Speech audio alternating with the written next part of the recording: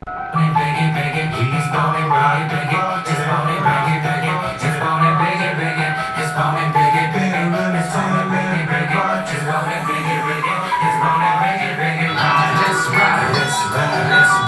game, pump your shit, grab your gap, pull your clip, squeeze your clip, hit the right one. That's that wheel, got you like one. All them niggas, I got you like one. All them hoes, I got you like one. Switch me, what you do? Why you run? Chase me, let's do that beat. That's on me, I'ma tell you, it's on me. Guess what? Ain't shit. Easy bros with Chris's bars like you pissed it off. Talented with the tongue, motherfucker. You ain't got a lick in your teeth like a living cash register. Shit that y'all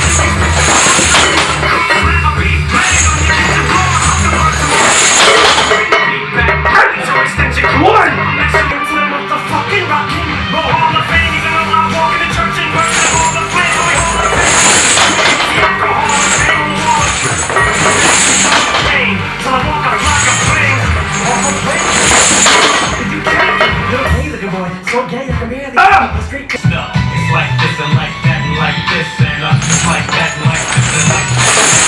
Like this and like that and like this and like when I'm creeping and I'm working.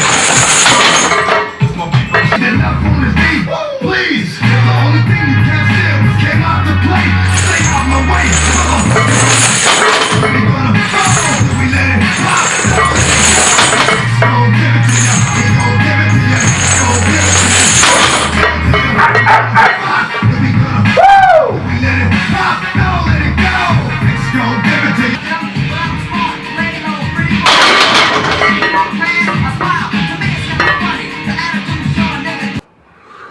All right, guys, another fun Sunday. You just watched me knock out some deadlifts in there. I've had another really sore last few days. I know I've complained about this for, about a week and a half now, that things have hurt hands, knuckles, things like that.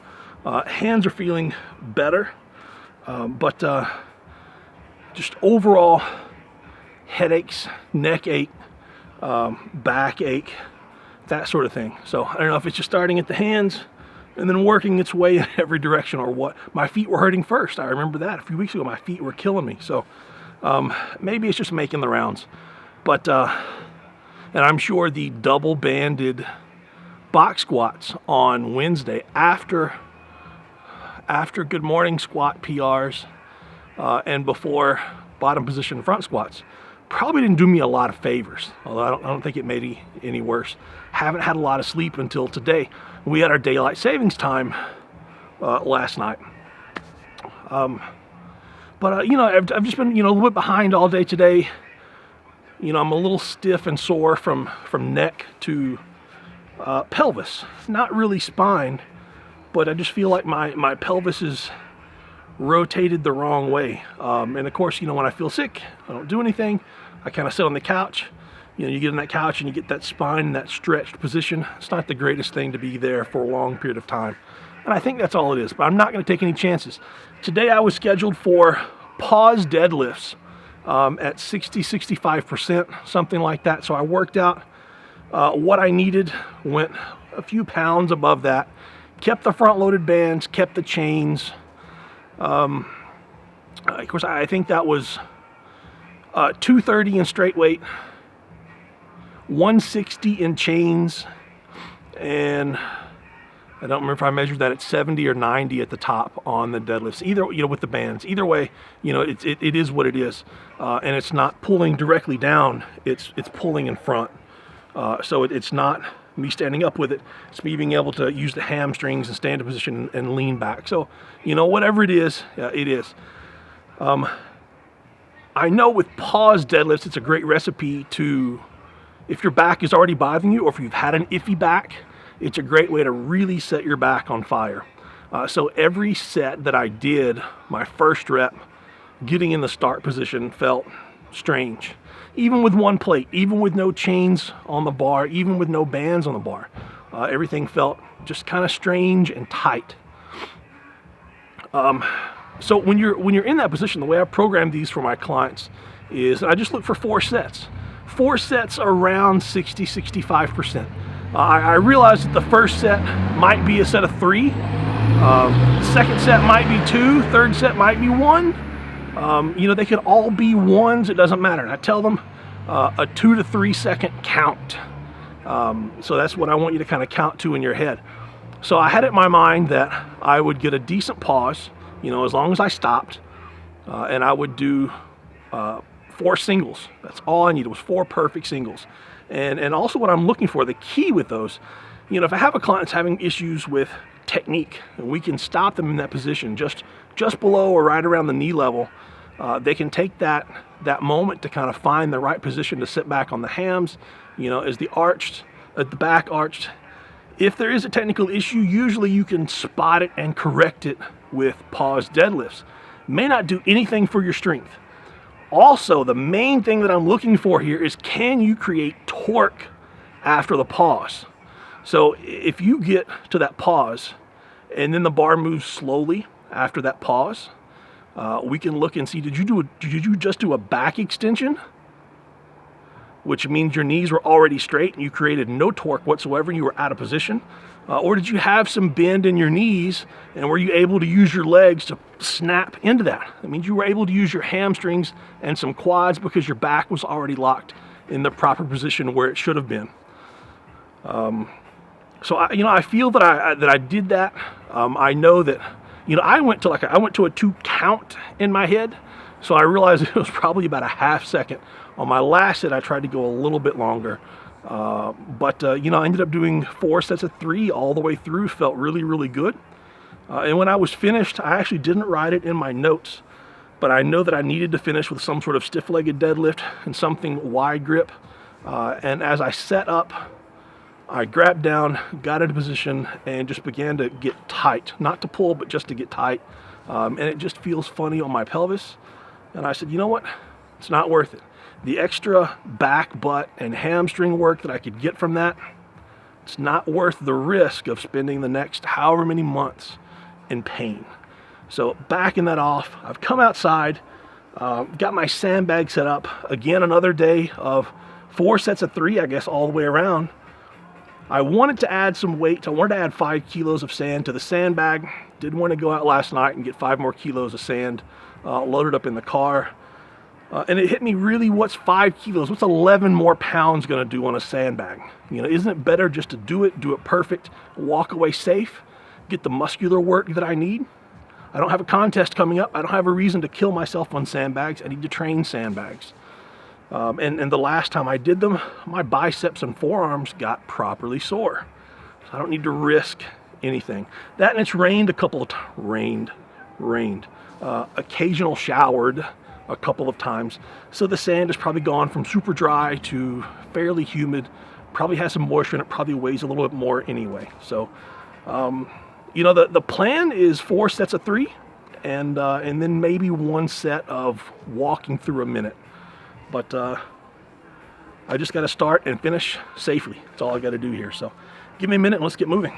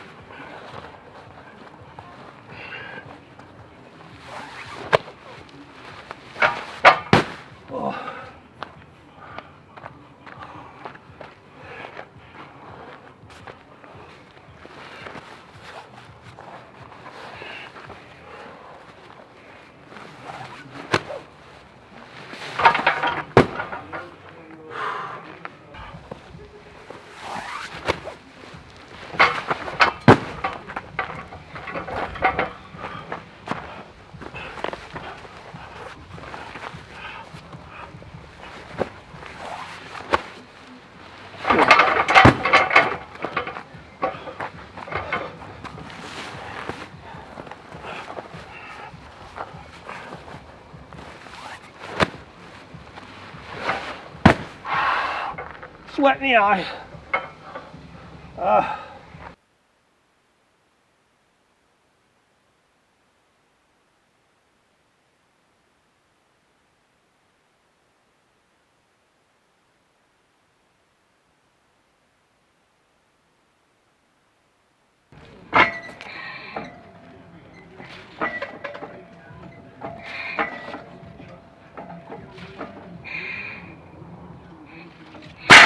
Dip down, go onto my toes, which, because my right foot essentially doesn't work, my left leg I can raise up, not very well. My right leg, it's pretty much dead, hanging. So when I dip down, it's almost dead.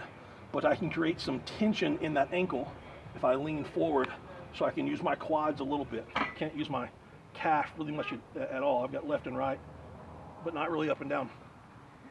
But on the Viking, I can lean forward into a little bit.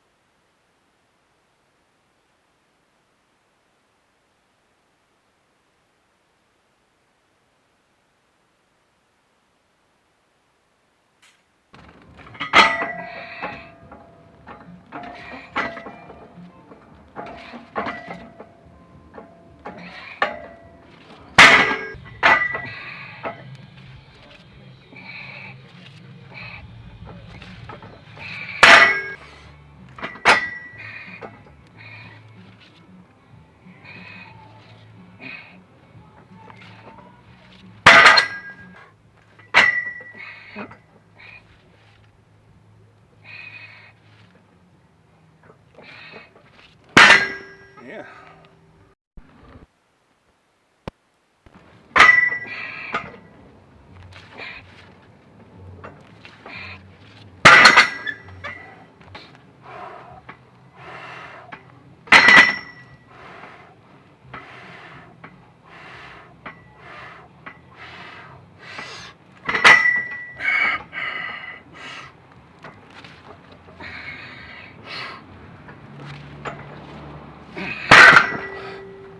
Oh, that was the spot right there. Wow.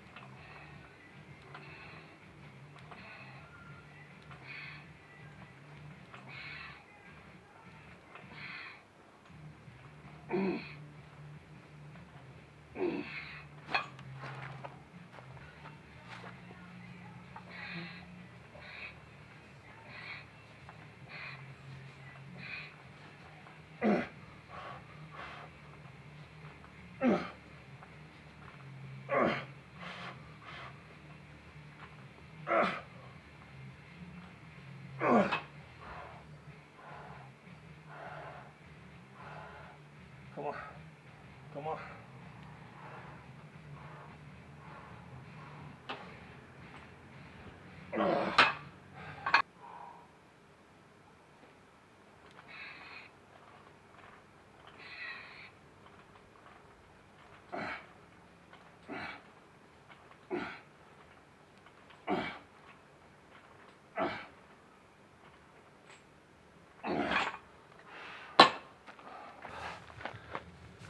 All right, guys, the press and the full meal deal wrap up. Viking press, I actually stopped on my warm-ups and went back through Instagram videos to see what my 2 rep PR was for strict, as well as what my 2 rep PR was for push press. And I came up with 80 for a double on the 2 strict. So I had just done 80 for a double on the 2 strict. So I went up and did 85 for a double. Felt pretty solid. I mean, obviously there's more, but I'm playing the long game here, and that doesn't mean that I press those numbers today. I take the PR, I take a small jump, and continue to do the accessories that build, rest, recover, and repeat. And then the biggest that I found was 92 and a half, 93 and a half for a double on push press. So I did 90, and it felt solid. Felt like I knew there was more in me, but it didn't feel perfect. So I put 95 on there. I'm really thinking I've done 95 or better for a double, but I couldn't find the video anywhere. So I did 95 for a solid double push press, and it was really just when I stood up with it, I got locked in, really in the exact position that I wanted to get locked in. Back, lats, triceps, legs, everything was in a smooth, a smooth place. So much of that is, that's the reason why my log press and my axle and dumbbell is, the reason they're so terrible is because I'm not getting into any position that's comfortable, any position that's strong. So, and it's easier to do that on Viking. I'm still weak on Viking. I mean, we're still talking about 95 kilos, so we're still talking about like 210 pounds, 209 pounds. We're not talking about much here, guys. And it's on a Viking press. But it's better than I was last time I did it, which was much better than it was 3 or 4 months before that. So you have to remember that even though I did, 95 for a double, earlier in this year, I think I did like 80, so 176 for a single. So going from 176 for a single to 209 for a smooth double in the same year is huge. That's huge, and I have to focus on that over where I'm at compared to where everybody else is. Moved over to the 1-arm press, and I'd made a deal with myself. If I did reps on the Viking, I was going to go heavy on the 1-arm press. I'm having really good luck going heavy on the 1-arm press. But I went heavy on the Viking. I know I need some reps on my shoulders and triceps. So the number was 61. I came up with the exact number was actually like 59 or 60. So I went for 61, and I wanted to do 10, which I had to rest, pause pretty much both arms to get 10, but I got the 10. And then I dropped down to 50 for 2 sets of 10. Still having to rest, pause a little bit, especially with the right arm. So, my shoulders are still, pumping as I sit here and talk. Triceps the same, that long head of the triceps, which is so important. I can feel it up towards the top a little bit. All around, it's a solid day. I think I'm going to be able to recover pretty well. I'm going to take the TRX home. I may take the landmine attachment home as well and see if I can't have some kind of light training session tomorrow. Some good stretching tonight before bed with the TRX, get into some squats. And I don't know, guys, all considering it's been a long, hard day. And last week, this would be 10 o'clock at night, so right now it's close to 9. I'm doing pretty all right. Pretty all right. Not bad for government work. So I'm getting out of here, guys. Hope you enjoyed it. We'll see you on Wednesday. Have a good one.